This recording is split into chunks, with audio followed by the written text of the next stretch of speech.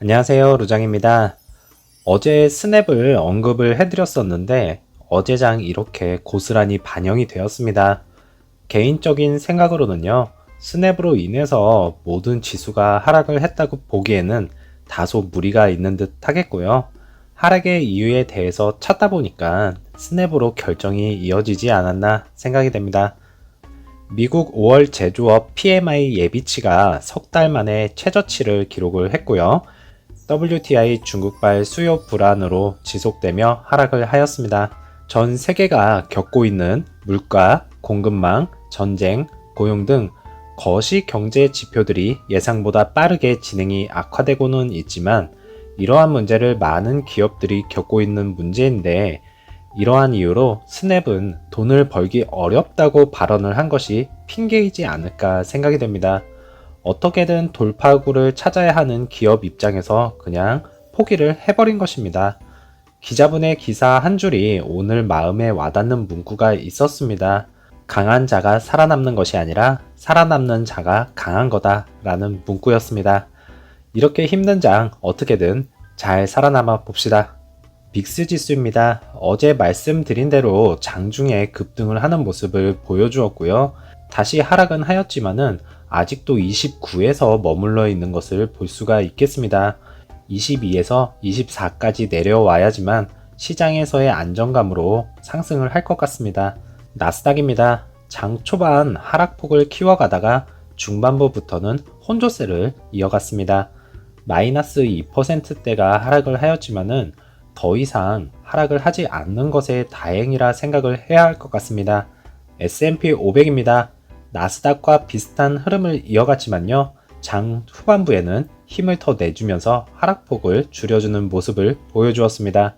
많은 기술주들의 어제의 타격으로 인해서 많이들 당황하고 놀라셨을 듯 합니다.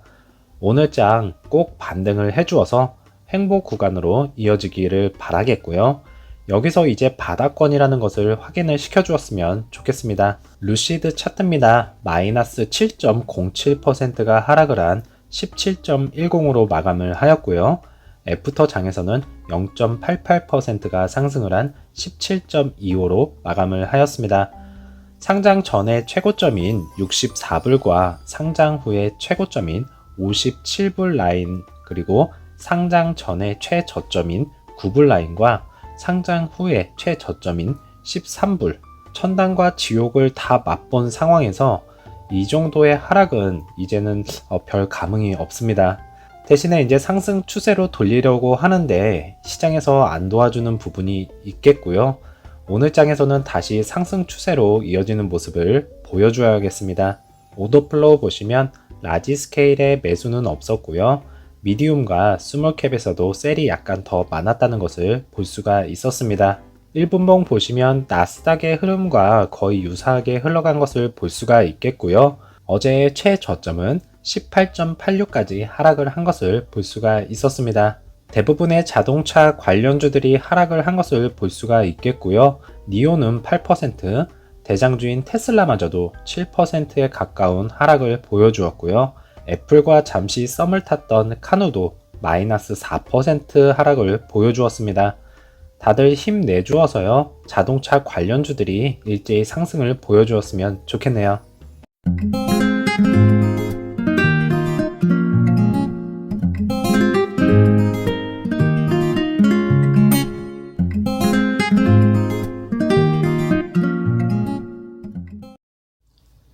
또 하나의 기록을 세우기 위해서 루시드 에어를 가지고 실험을 하였습니다.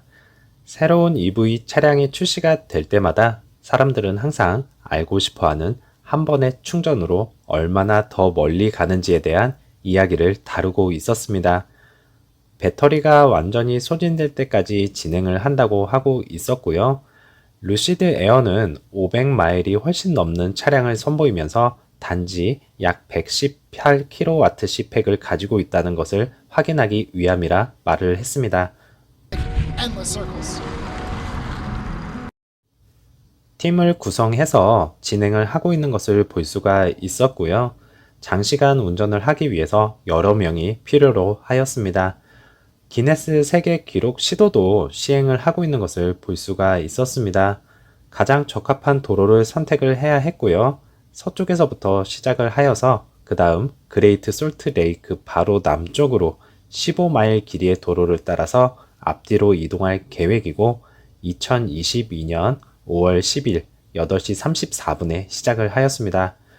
72마일을 유지를 하면서 평평한 도로에서 테스트가 진행이 되어졌습니다. 3시간마다 운전자를 바꾸어 가면서 운전을 하였고요. 정지하거나 우회할 때마다 중립으로 전환을 하고 다시 출발할 때마다 천천히 27마일로 다시 가속을 하였습니다. 중간에 타이어 압력으로 인해서 적절한 타이어로 교체도 하였고요. 그리고 나서 다시 출발을 하였습니다. There he goes. Too fast.